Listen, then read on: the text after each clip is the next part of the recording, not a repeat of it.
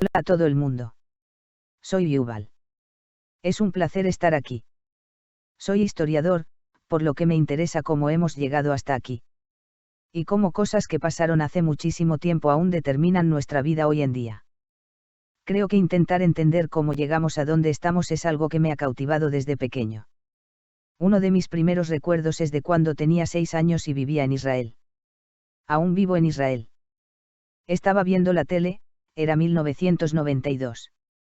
Y me fascinó y me horrorizó a partes iguales ver las imágenes y vídeos. De la Guerra de las Malvinas. Hubo algo en concreto que se me quedó grabado en la retina hasta hoy, que los argentinos hundieron un buque británico, el Sheffield. Vi por la tele cómo se hundía ese enorme buque de metal y luego pusieron una entrevista de un soldado británico. No recuerdo qué contó. Pero dijeron que había muerto en el hundimiento. No entendía que pudiese verlo hablando si habían dicho que había muerto. Tenía 6 años y 2 preguntas me asaltaron. Que aún me intrigan a día de hoy. Fueron las que me motivaron a ser historiador. La primera pregunta es, ¿por qué hay tanto sufrimiento en el mundo? ¿Por qué la gente es tan cruel y mala con los demás? ¿Qué manía tienen con tanta guerra y tanto matarse unos a otros? Y la otra pregunta era, ¿qué pasa cuando la gente se muere? ¿Qué le pasó al soldado del buque cuando murió y lo enterraron?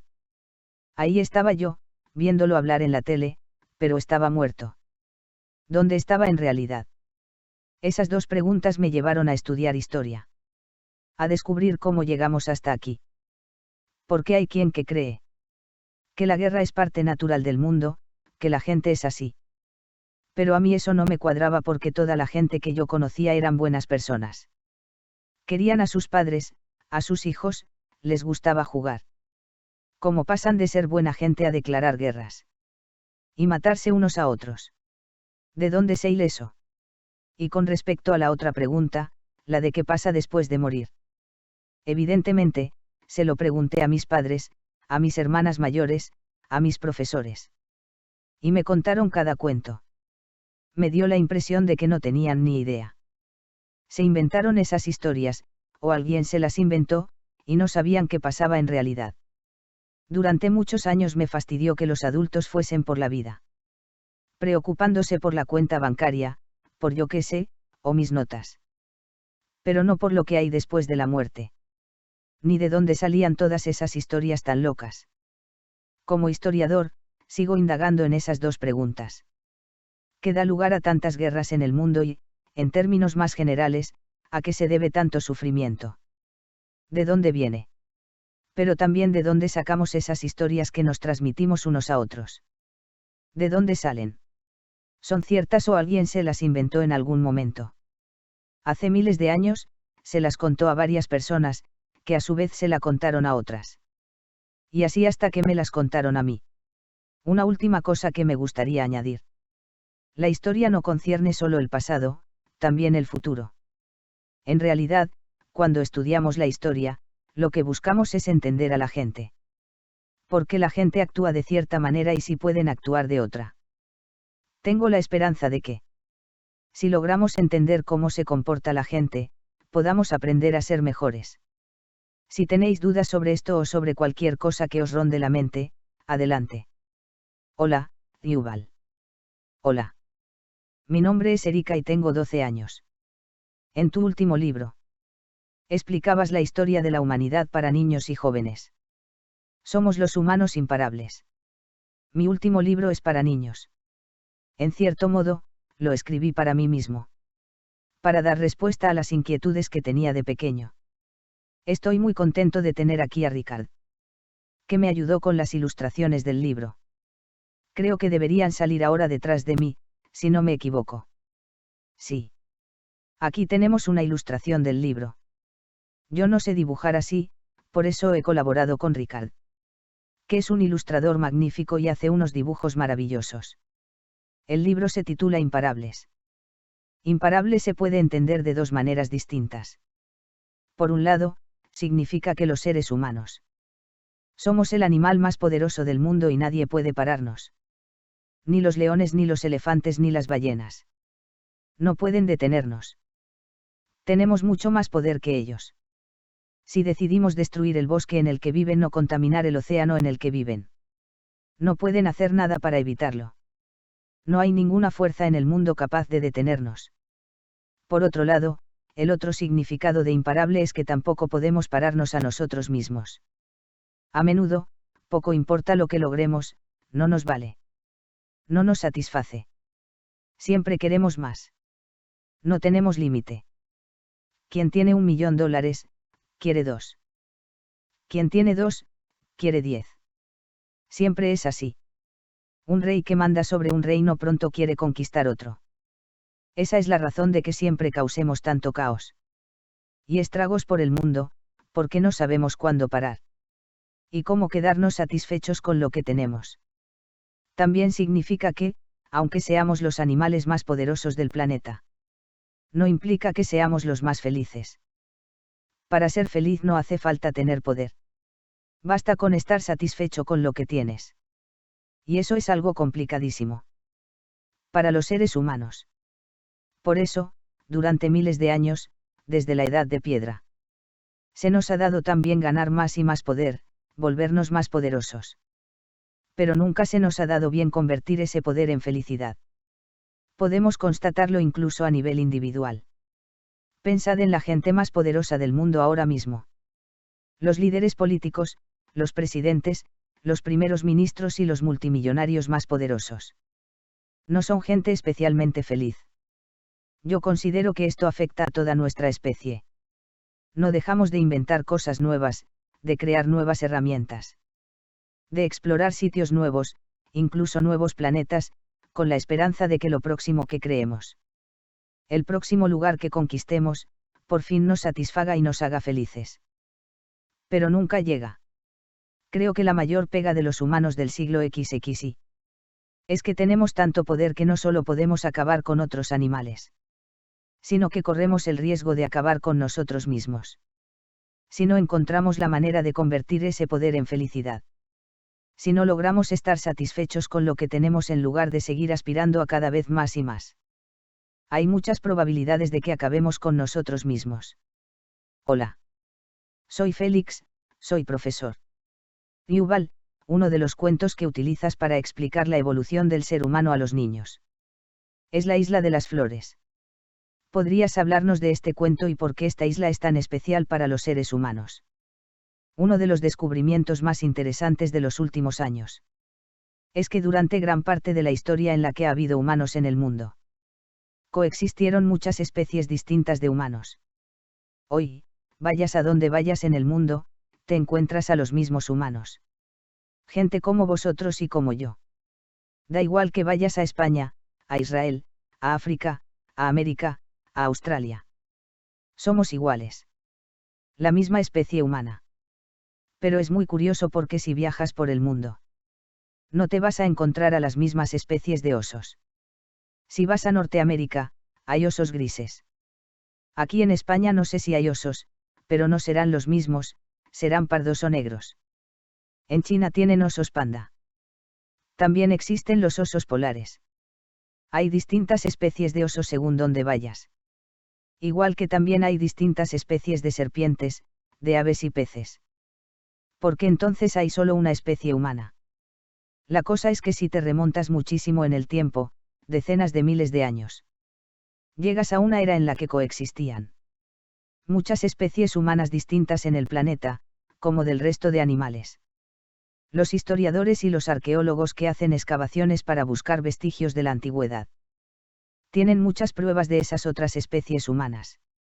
Una especie de la que quizás hayáis oído hablar son los neandertales. Hasta hace 40.000 a 45.000 años, España no estaba habitada por humanos como nosotros, sino por otros llamados neandertales.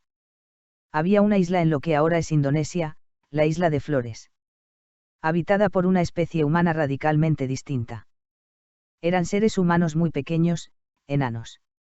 Pero no como en los cuentos de hadas, sino seres humanos pequeños de verdad. Apenas alcanzaban el metro de estatura y pesaban en torno a 25 kilogramos. Pero eran seres humanos. Creaban herramientas, sabían hacer fuego. Cazaban elefantes. Ojo, los elefantes también eran pequeños. En aquella isla había humanos y elefantes enanos. ¿A qué se debía? No era por arte de magia. No había ningún mago ni hechicero agitando una varita mágica y reduciendo a todos los humanos y elefantes de la zona a tamaño enano. Se debió a lo que llamamos evolución. Lo que pasó fue que hubo una época en la que esa isla estaba unida al continente asiático. Entonces, los humanos y elefantes, grandes, que vivían en Asia se desplazaron a esa zona igual que a cualquier otra. Luego, subió el nivel del mar.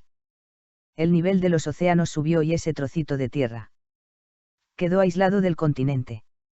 Se convirtió en una isla. Varios humanos y elefantes se quedaron atrapados en la isla de Flores.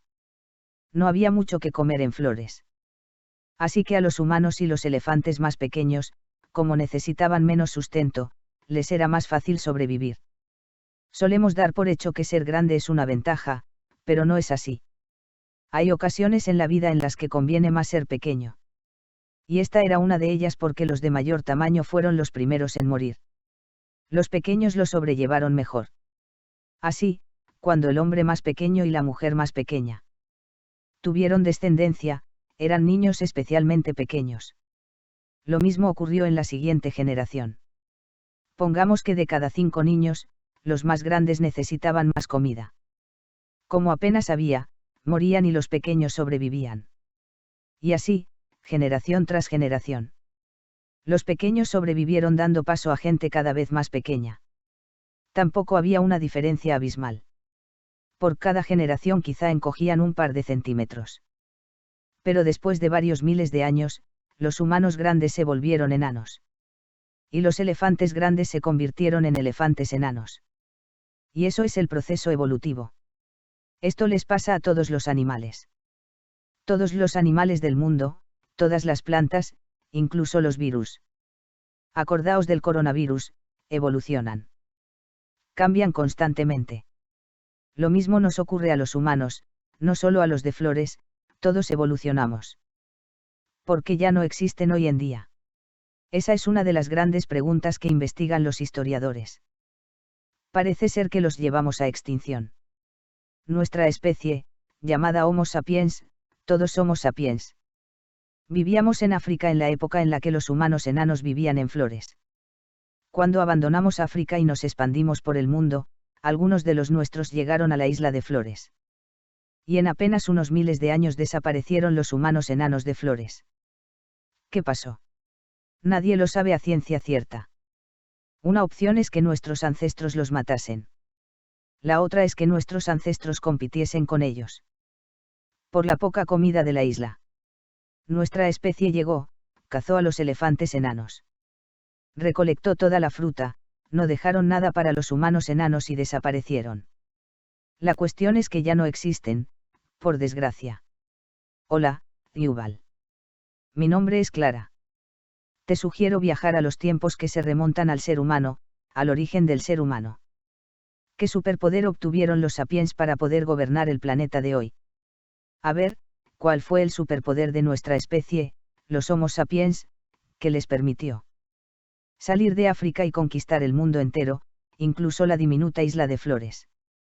Y acabar con los demás humanos.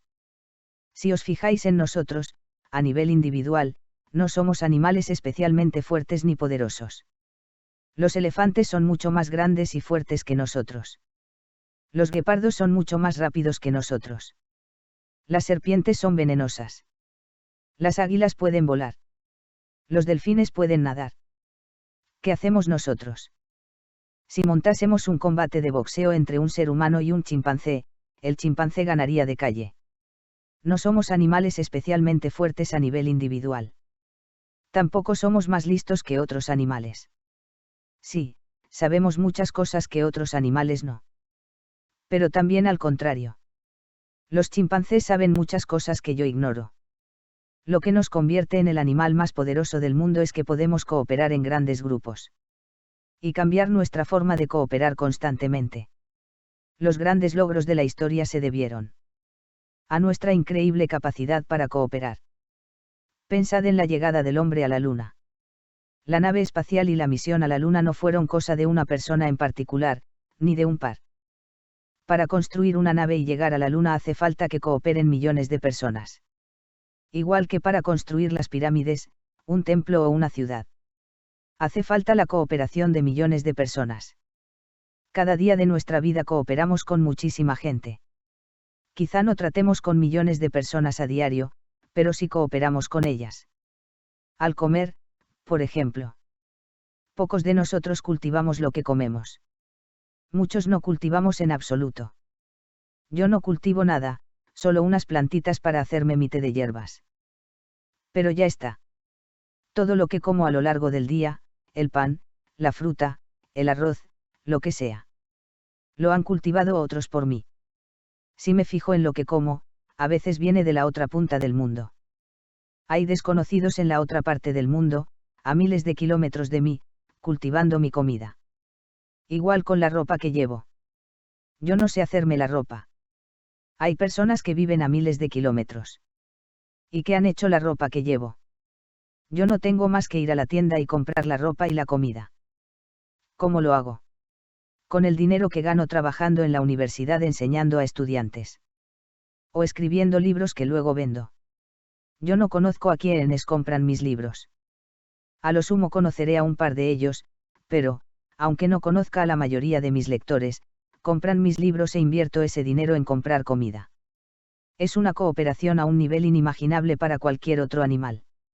Los elefantes serán mucho más grandes que yo, los chimpancés serán mucho más fuertes que yo. Pero los chimpancés no pueden cooperar con millones de chimpancés de otros rincones del mundo para cultivar comida o construir naves espaciales para viajar a la Luna. Ese es nuestro superpoder, nuestra capacidad única de cooperar entre muchos. También cabría preguntarse cómo lo hacemos. Es decir, los chimpancés a veces cooperan. Pero solo con chimpancés que conocen. Y no es fácil conocer a muchos chimpancés. Igual que tampoco es fácil conocer a mucha gente. Los chimpancés pueden cooperar en pequeños grupos. 50 chimpancés podrían cooperar, pero jamás podrían hacerlo 5.000. Y 50 millones de chimpancés sería directamente imposible. Los humanos lo hacen. En muchos países, como es el caso de España, hay decenas de millones de personas cooperando en un mismo país. La gente paga impuestos para que otra gente del país a la que no han visto en su vida tenga acceso a la sanidad. Das parte de tu dinero y va a un hospital en una ciudad distinta a la tuya. Si alguien enferma, acude al hospital, lo tratan y lo medican. Es una pasada. No conocemos a esa persona, ¿cómo cooperamos con ella? Insisto, si pensamos en el mundo en su conjunto, hoy en día, la cooperación entre humanos está en todas partes. Se coopera en muchas cosas. Hay quienes cultivan comida y quienes la compran en otros países. ¿Qué nos permite hacer eso? La respuesta es la narración de historias. Podemos cooperar con desconocidos y extranjeros como no pueden los chimpancés ni los elefantes. ¿Por qué las personas inventan historias? Mientras todos creamos la misma historia. No tenemos por qué conocernos para cooperar. Por ejemplo, un deporte como el fútbol se basa en una historia. Vas a un campo de fútbol, ves a otros chavales a los que no habías visto en tu vida. Y en 5 minutos podéis estar jugando juntos porque todos conocéis la misma historia sobre el fútbol.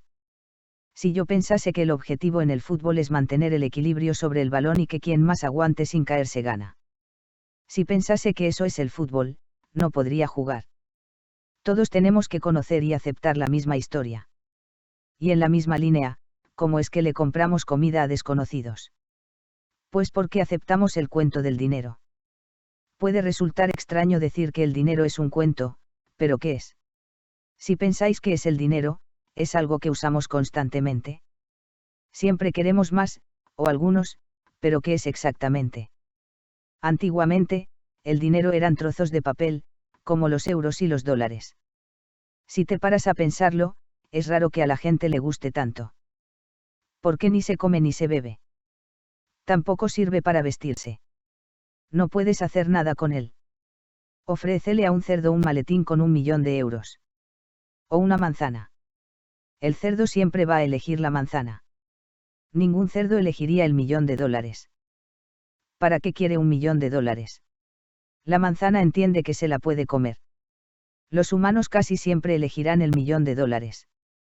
Porque saben que con 1.000.000 de billetes podrías usar uno para comprar una manzana y los otros 999.999 para otras cosas. Pero ¿por qué le damos valor? Encima, ahora la mayor parte del dinero ni siquiera es papel.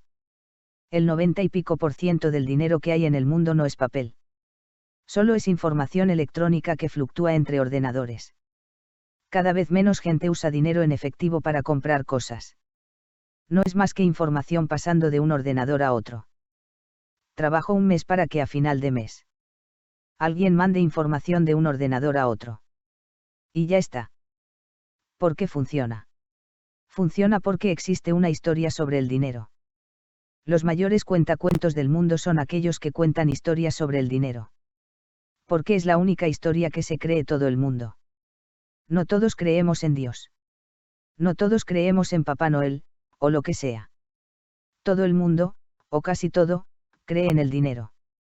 Y no es más que un cuento. Pero si todo el mundo se cree la historia, funciona.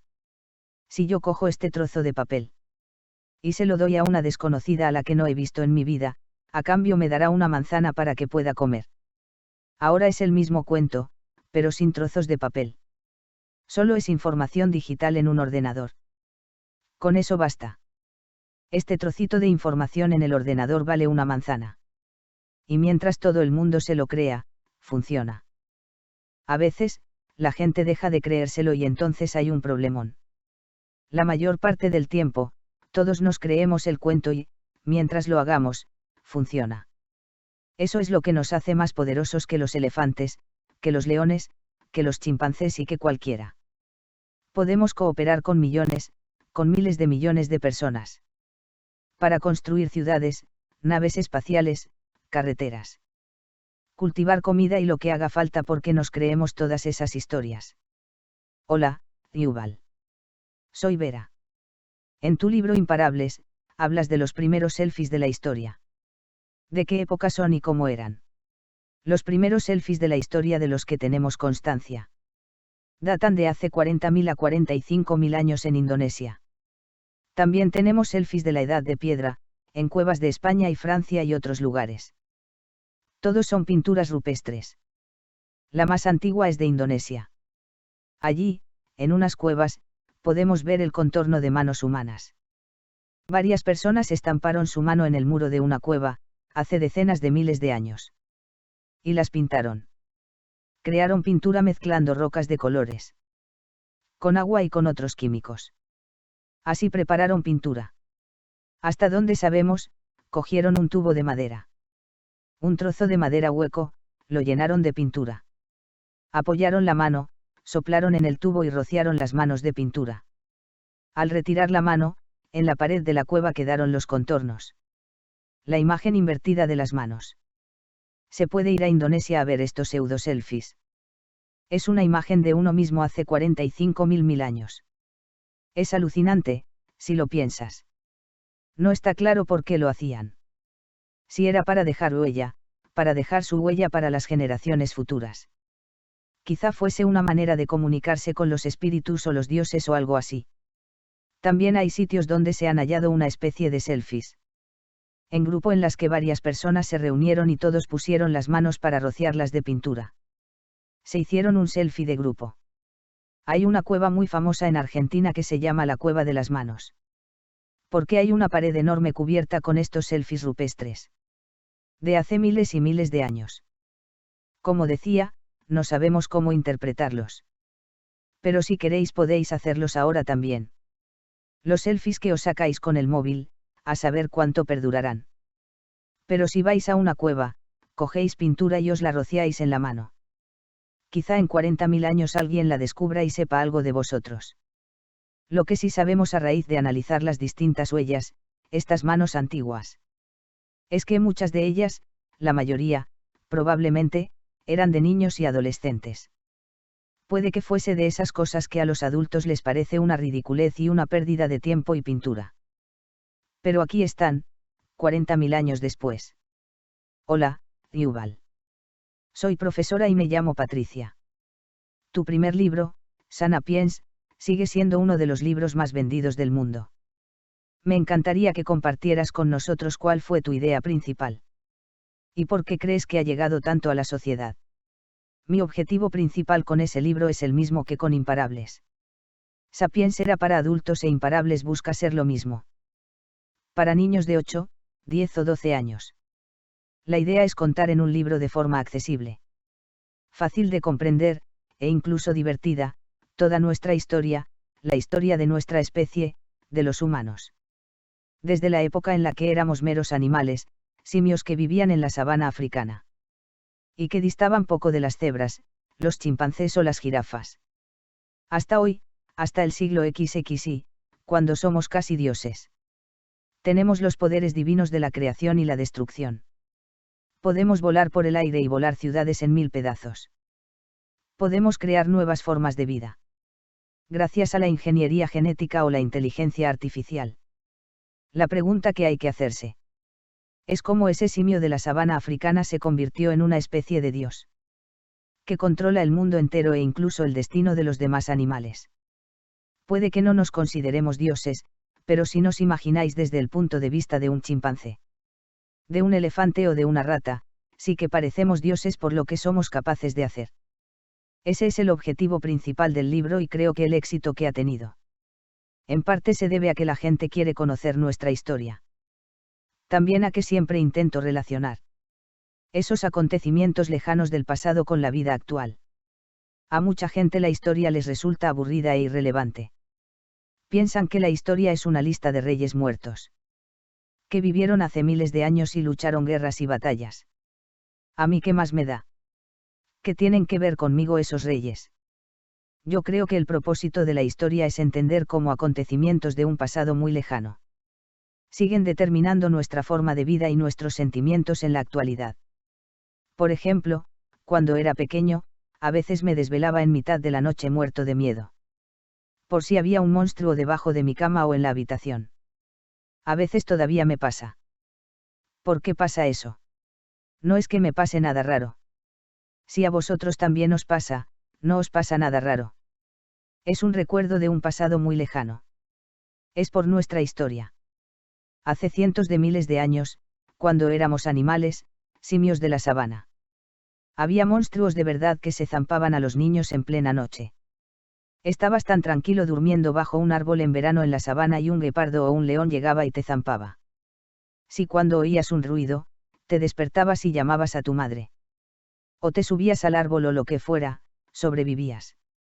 Si no, si seguías durmiendo, el león te zampaba. La gente que sobrevivió fueron los que les tenían miedo a los monstruos en la oscuridad. Era un miedo tan profundo que nuestros cuerpos lo recuerdan. Ahora vivimos en ciudades grandes como Madrid. Con ordenadores, aires acondicionados, aviones y supermercados, pero nuestro cuerpo no lo sabe. Nuestro cuerpo sigue pensando que estamos en la sabana africana y que hay monstruos que pueden venir a comernos en mitad de la noche. Por eso, cuando oye un ruido raro, se despierta por si se acerca un león.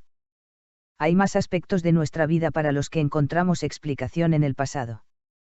Si ibas por la sabana africana hace tantísimos años y te encontrabas una higuera con higos dulces, lo que más te convenía, a ti y a tu cuerpo, era comerte todos los que pudieses tan rápido como te fuera posible. No era tan frecuente dar con una fruta dulce. Si me como 2 higos y digo, venga, suficiente. Me vuelvo y mañana vengo a por más. Al día siguiente no quedarían porque los babuinos de al lado habrían ido por la noche a comérselos todos. Lo ideal, si querías cuidarte, era comer tantos como pudieras. Y nuestro cuerpo aprende que si te encuentras algo dulce, tienes que comer tanto y tan rápido como puedas. Ahora vives en pleno Madrid en el siglo XXI, abres la nevera y te encuentras un dulce. Tu cuerpo no sabe que estás en el Madrid del siglo XXI. Tu cuerpo sigue pensando en la sabana africana. He encontrado fruta dulce, como no me la coma ahora mismo, se la zamparán los babuinos. Mejor me la como ya. No tiene nada de malo. Nuestro cuerpo vivió así durante muchísimos años. En un suspiro hemos pasado de la sabana africana a las grandes metrópolis con neveras, supermercados y dulces. Comprender la historia nos ayuda a entender muchísimos aspectos de nuestra vida y nuestros sentimientos. Hola, Yuval. Soy Javier. En uno de tus libros dices que debemos aprender a dominar la inteligencia artificial antes de que ella nos domine a nosotros. En este sentido, en tu opinión, ¿cuáles son los pros y los contras? O en otras palabras, las amenazas y las oportunidades que la inteligencia artificial puede suponernos. La invención, la creación de la IA tal vez sea el invento más importante de los humanos del siglo XXI. Y quizá de toda nuestra historia. La IA puede darnos muchas cosas buenas. Nos puede ayudar a descubrir nuevos medicamentos. Nos puede ayudar a remediar la crisis ecológica. A ahorrar electricidad. A muchísimas cosas. Pero también puede acabar con nosotros. Hay que entender que la IA es distinta a cualquier otro invento de la historia de la humanidad. A veces se oye por ahí, sí, la IA es algo nuevo, pero es lo de siempre. Cuando se inventa algo, hay quien pone el grito en el cielo. Cuando se inventaron los coches, la imprenta, la escritura, siempre hubo detractores. ¿Cómo nos las apañaremos? La IA es distinta en dos aspectos clave. El primero es que es el primer invento, la primera herramienta. La primera tecnología en la historia de la humanidad que puede tomar decisiones por sí misma. Todos los inventos hasta ahora nos daban poder porque la decisión de usar esa herramienta la tomábamos solo las personas. Cuando inventamos el cuchillo de sílex. Hace decenas de miles de años, el cuchillo no podía actuar por voluntad propia. Puedes matar a alguien con el cuchillo. Puedes usarlo para salvar una vida durante una operación, para cortar la lechuga. El cuchillo no te impone qué hacer con él. Igual que cuando se inventó la tecnología nuclear. Se podría usar la tecnología nuclear para acabar con la humanidad, bombardear ciudades y países enteros. También se puede usar para producir electricidad barata y en grandes cantidades. Ayuda a la humanidad. Los reactores nucleares no te imponen qué hacer con ellos, tú decides. Con la IA es distinto. La IA puede tomar decisiones por su cuenta. Ya toma decisiones no solo con respecto a sí misma, sino sobre nosotros. Se está normalizando que no haya un ser humano decidiendo por nosotros, sino una IA. Insisto, si ves, no sé, un vídeo en YouTube, no es un humano quien decide qué vídeo te va a recomendar después, sino un algoritmo. La decisión la toma una IA. Nunca se había visto nada igual. Es algo que nos quita poder. El otro aspecto en el que la IA representa un cambio respecto a las tecnologías anteriores es que puede crear ideas nuevas por sí misma. La imprenta no podía crear ideas. Alguien escribía un libro, por ejemplo, Cervantes escribió El Quijote, se llevó a la imprenta y la imprenta lo imprimió. No escribió El Quijote por su cuenta. Tampoco puede escribir una reseña de El Quijote. Hace solo lo que le mandas. Otro ejemplo es la radio. Inventamos la radio. La radio no decide qué retransmitir, si rock and roll, una sinfonía clásica. El discurso de un general o a saber. Nosotros decidimos qué retransmite. La IA puede crear textos, música, cuadros, imágenes y vídeos por sí sola. Puede que en apenas unos años vivamos en un mundo en el que la mayor parte de las decisiones no las tomen los humanos, en el que las historias no las cuenten los humanos, en el que los cuadros no los pinten los humanos. No tenemos ni idea de las implicaciones de todo esto. Estamos acostumbrados a vivir en un mundo en el que los humanos toman las decisiones y toda nuestra cultura es cultura humana. Esto es algo extraño que no comprendemos. La IA no es mala en sí. Puede tomar buenas decisiones, crear buenas historias y dar buenos resultados. Pero lo que hay que comprender es que es la primera vez en la historia que nos están arrebatando el poder. Y se lo están dando a algo extraño, no como raro, sino ajeno a nosotros. Pero extraño a fin de cuentas. La IA piensa, toma decisiones, crea cosas de manera radicalmente distinta a los seres humanos. Estamos muy cerca de alcanzar el punto donde dejemos de entender el mundo en el que vivimos. ¿Por qué estará gobernado por una inteligencia extraña que no entendemos? Y lleno de cosas que no hemos creado. ¿Cuánta gente en el mundo entiende de finanzas? El 1%, siendo generosos. Quizás en 20 años. La cantidad de personas que entiendan el sistema financiero, que entiendan de dinero, sea cero. La IA habrá tomado el control no solo en la toma de decisiones. El dinero es un constructo cultural. Nosotros imprimimos los billetes. Nosotros decidimos qué era el dinero electrónico. Todas las criptomonedas como el Bitcoin son constructos culturales. ¿Qué pasa si la IA inventa nuevas divisas que no entendemos? Seremos como los chimpancés y los elefantes. Tendremos que lidiar con algo que no entendemos. Y que es mucho más poderoso que nosotros. Y esto no será dentro de miles de años. Esto puede ocurrir de aquí a 10 o 20 años. Una vez más, esto sería en el peor de los casos. Pero hay que tomar decisiones con cabeza respecto a la IA mientras aún podamos hacerlo. Porque, como esperemos, decidirá por nosotros. Hola, Yuval. Me llamo Lidia, curso segundo de la ESO y quería preguntar. En tu libro hablas sobre la juventud como el eslabón como más. Como indefenso de la sociedad, ¿podrías hablarnos un poco sobre ese tema? Sí. Cuando digo que es el eslabón más indefenso, me refiero a desde el punto de vista de la gente. Que cuenta las grandes historias que rigen la sociedad, como las historias del dinero, historias de Dios o de la política. Los adultos, la gente de 40, 50, 60 años, han oído esas historias tantas veces que ya ni se paran a pensar en ellas. Los adultos usan el dinero a todas horas. ¿Cuándo fue la última vez que os parasteis a pensar qué es el dinero? En ese sentido, los niños son el eslabón más indefenso de la sociedad porque para ellos es una novedad. No han oído las historias del dinero ni de Dios tantas veces y les surgen dudas. ¿Qué es esto? ¿Por qué debería creérmelo? ¿Por qué es así y no asá? Entonces, desde el punto de vista de quienes cuentan las grandes historias vitales. Si se produce un cambio, vendrá de los niños, de las generaciones más jóvenes. ¿Por qué no han interiorizado aún nuestras historias? Por grandes historias entendemos, por ejemplo, que los ricos tienen mucho dinero y viven en grandes palacios y viajan en aviones privados, y que los pobres tienen que dedicarse a lavarles los platos y fregarles los suelos. ¿Por qué? Los adultos apenas las cuestionamos. Así son las cosas. Porque han oído 1000 veces la historia de que así es como funciona el mundo. Pero los niños plantean preguntas muy complicadas. Por poner otro ejemplo de relato. Durante muchos años se contaba la historia de que los niños y las niñas eran distintos. Muy distintos, pero que los chicos eran mejores. Por eso solo los chicos podían ir a la escuela. Solo los chicos podían ser curas, solo los chicos podían ser políticos, profesores o periodistas.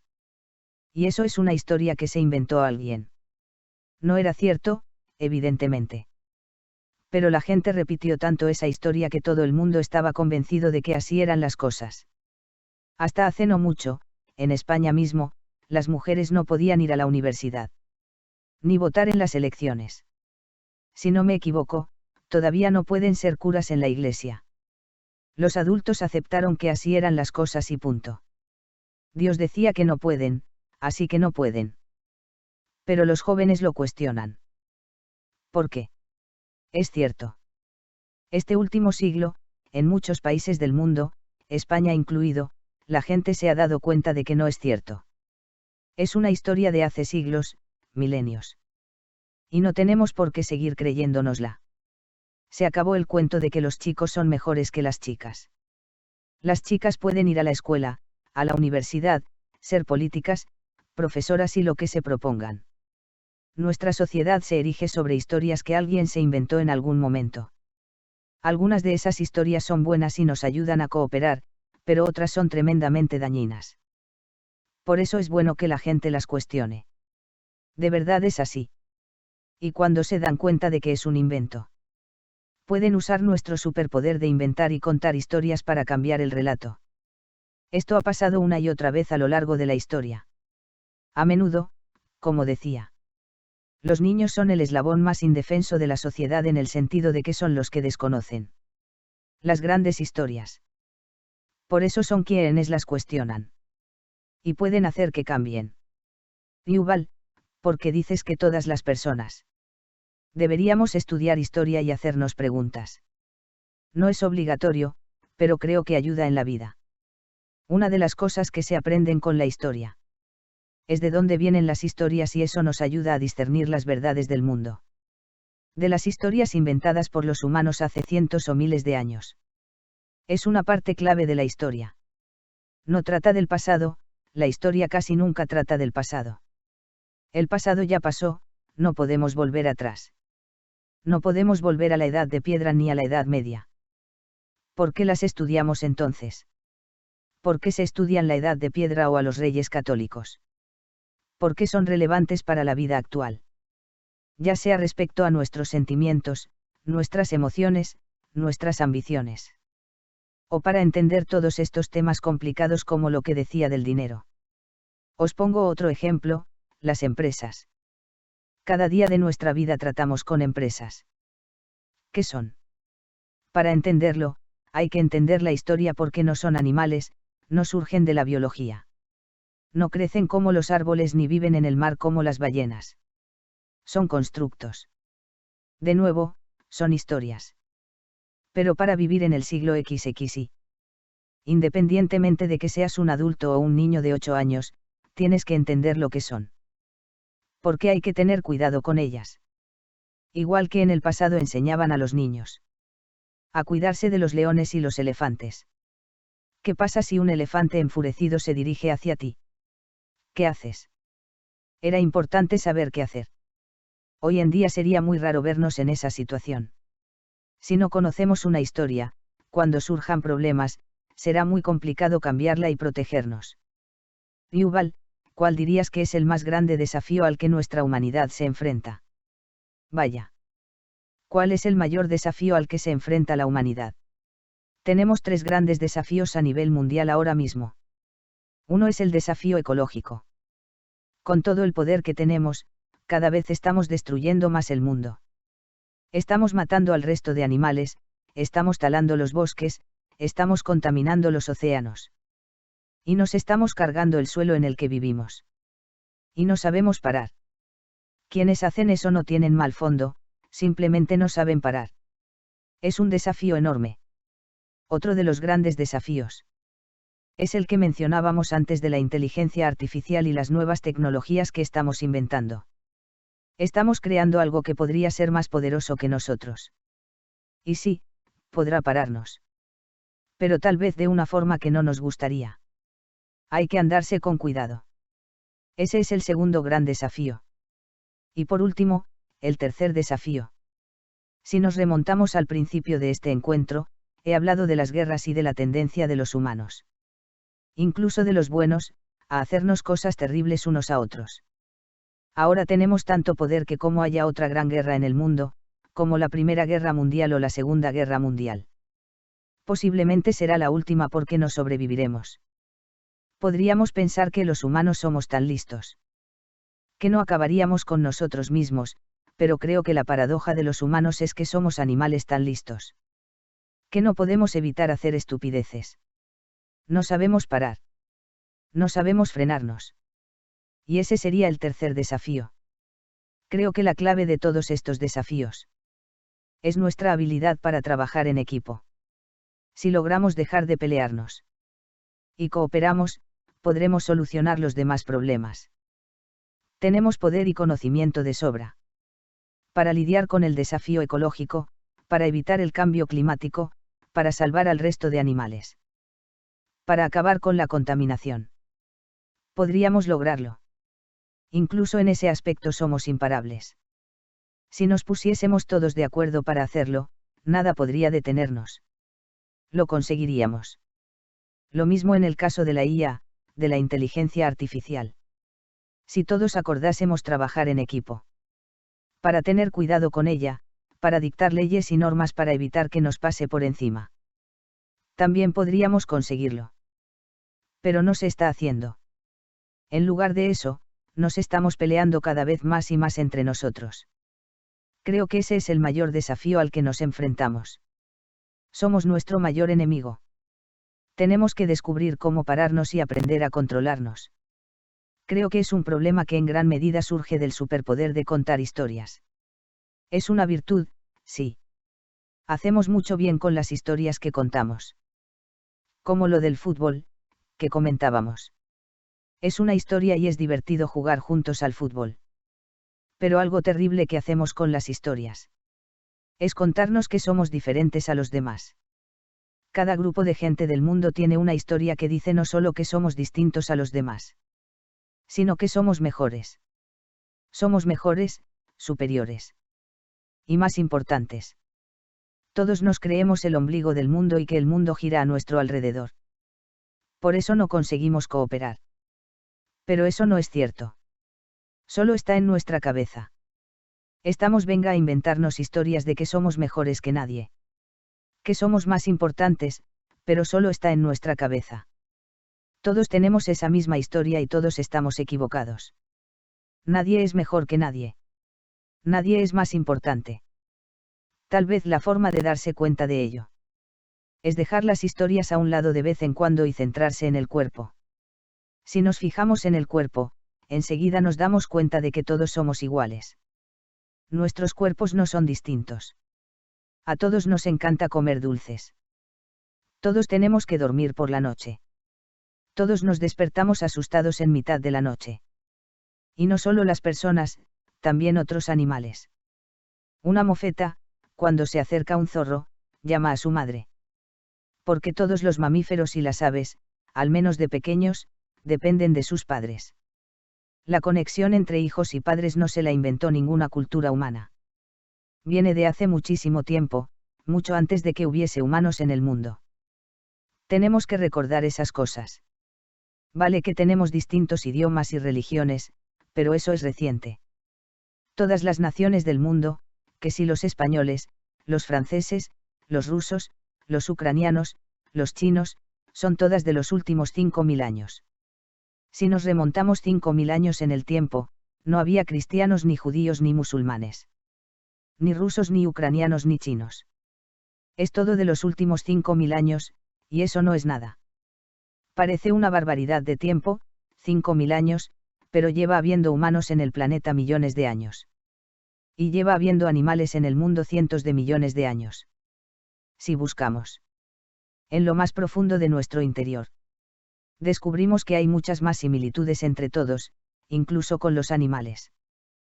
¿Qué diferencias? Si nos lo recordamos lo suficiente, con suerte, las historias de nuestra cabeza dejarán de enfrentarnos unos a otros. Entonces podremos lidiar con la IA y con el problema ecológico. Tenemos los recursos para ello. Hola, Yuval. Soy Cristina. Soy maestra de educación infantil. Y quería preguntarte como nuestra sociedad está cambiando y evolucionando muy deprisa, ¿qué habilidades y conocimientos crees tú que serían más valiosos para los estudiantes del futuro? ¿Y cómo las instituciones educativas podríamos adaptarnos a esos cambios? Es una pregunta muy compleja, pero muy importante porque es la primera vez en la historia que no sabemos contestarla. Porque no sabemos cómo será el mundo de aquí a 20 o 30 años. Como es obvio, nunca hemos predicho el futuro. Nunca hemos podido predecir si iba a haber un terremoto, una epidemia o una guerra. Pero sí podíamos predecir otras cosas porque no cambiaban tan rápido. A lo largo de la historia, hemos sabido las aptitudes que harían falta para sobrevivir y para trabajar. Quienes vivían en la Edad Media, o en la época de los Reyes Católicos, no sabían cuál iba a ser la situación política en 20 o 30 años, pero sí sabían que la mayor parte de la población trabajaría el campo. Entonces, si eras campesino, le enseñabas a tus hijos a segar el trigo, a cultivarlo, a recolectar los granos y molerlos para hacer pan. Les enseñabas a construir una casa y les enseñabas a montar a caballo. O a conducir una carreta porque era lo que necesitarían en 20 años. Ahora, cuando pensamos en dentro de 20 años, no es solo que no sepamos cuál será la situación política, sino que no tenemos ni idea de cómo será la economía, el mercado laboral ni qué puestos de trabajo habrá. Sabemos que muchas profesiones actuales van a desaparecer. Surgirán otras, pero no sabemos cuáles. Centrarnos en una aptitud en concreto sería muy arriesgado. Hace unos años, se oía mucho lo de que lo más importante era enseñar a los jóvenes a programar. Porque los ordenadores eran lo más importante del siglo XXI. Siempre harán falta programadores.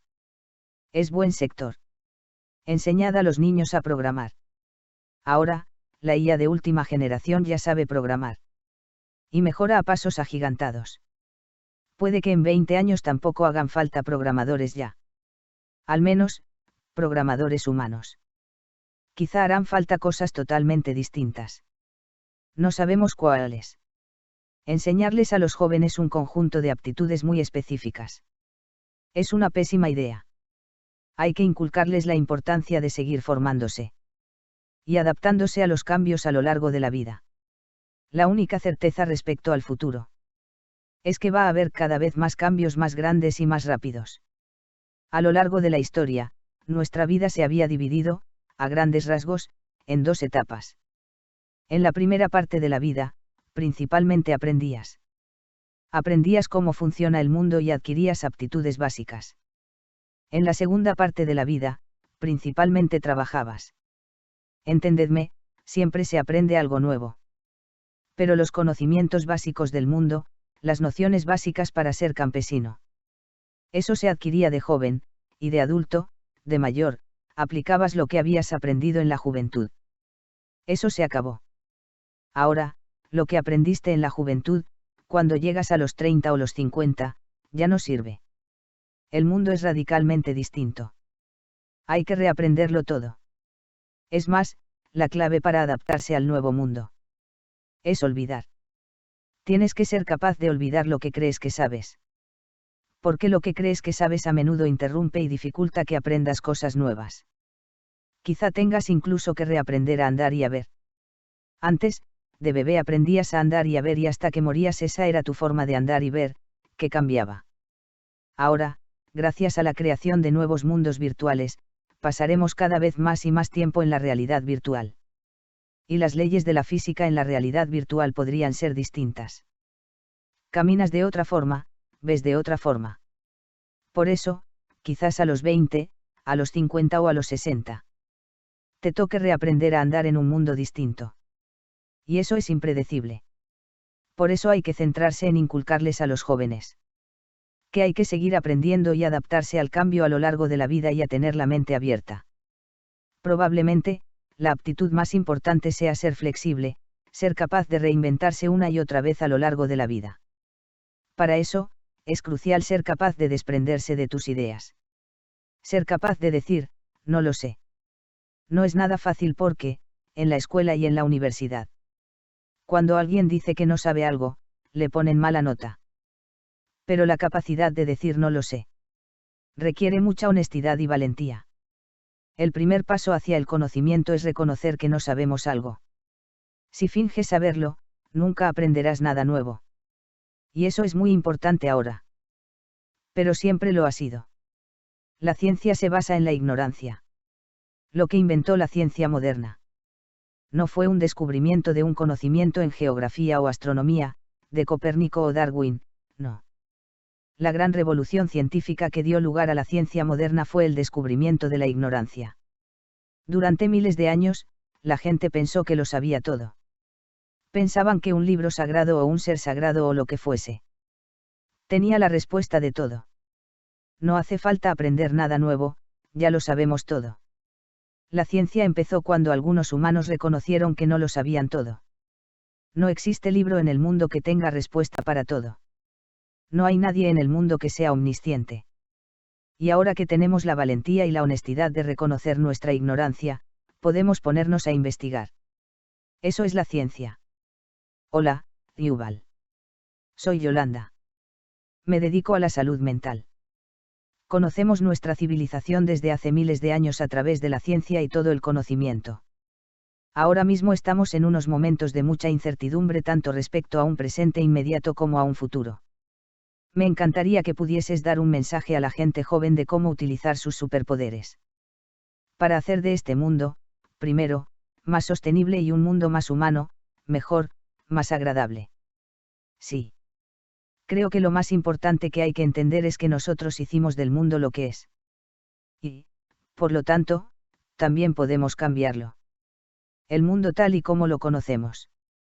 Por supuesto, no decidimos las leyes de la física ni las leyes de la biología ni creamos las estrellas ni las galaxias.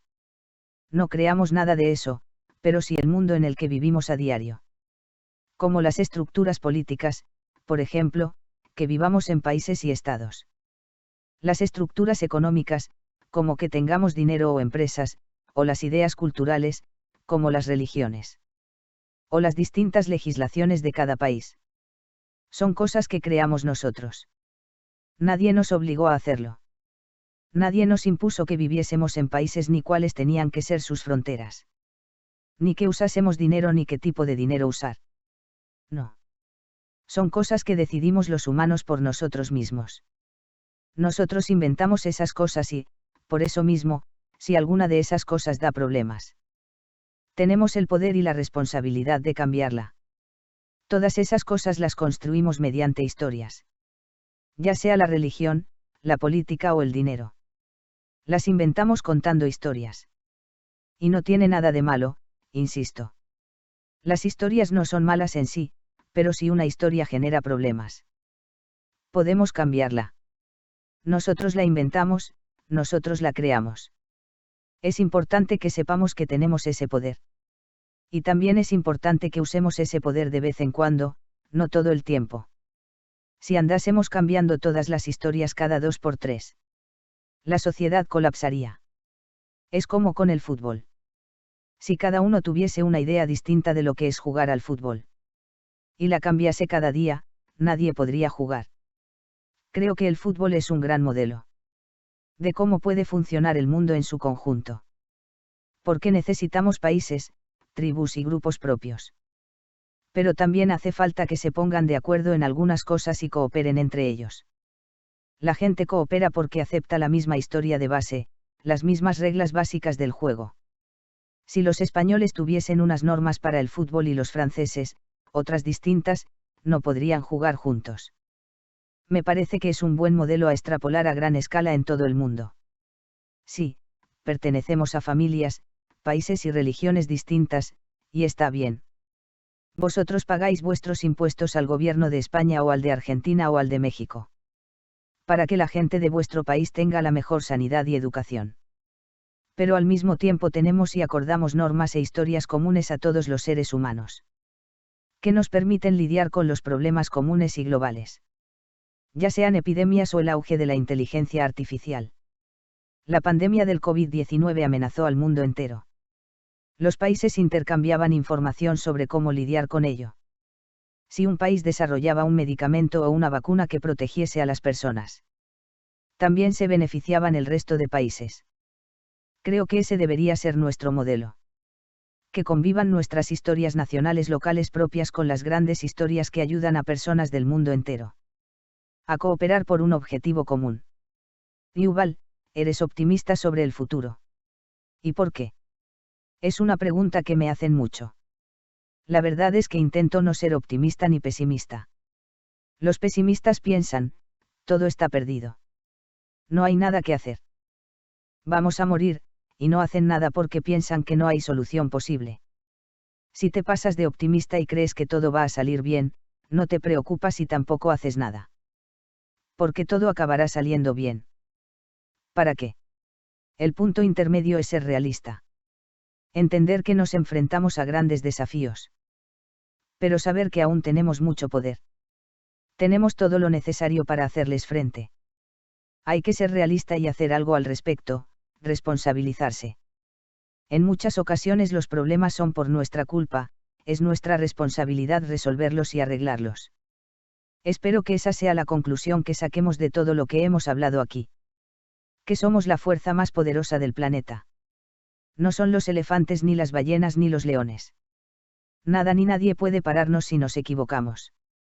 Es nuestra responsabilidad impedir que hagamos estupideces, que actuemos como unos irresponsables y unos imprudentes. Tampoco puede arreglarlo un solo individuo. Salvar el mundo no recae sobre los hombros de una única persona. Sería imposible. Cada uno debemos hacer hasta donde nos permitan nuestro poder y nuestros conocimientos. Con suerte, juntos sabremos aplicar con sabiduría el poder de la humanidad para crear un mundo mejor. No solo para todos los humanos, sino para todos los habitantes del planeta Tierra. Muchas gracias por escucharme y por estar aquí. Suerte.